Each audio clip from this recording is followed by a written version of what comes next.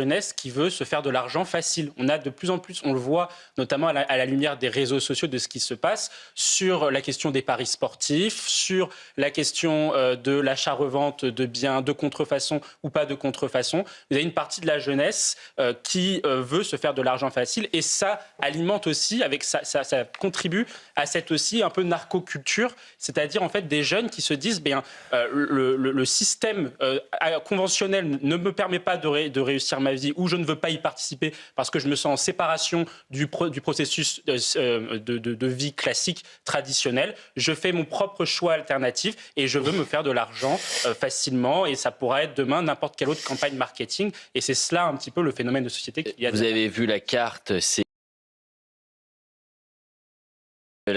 l'héritage d'Emmanuel Macron en matière d'économie.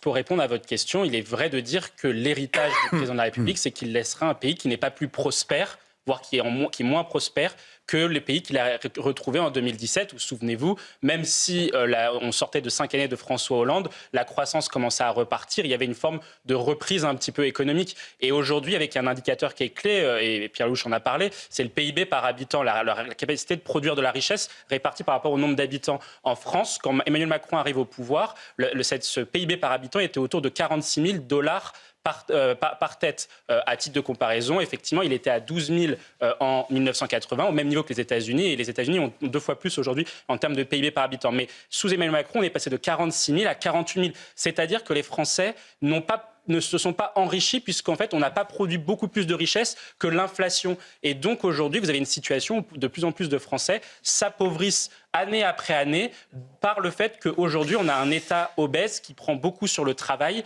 et qui ne redistribue pas suffisamment les richesses.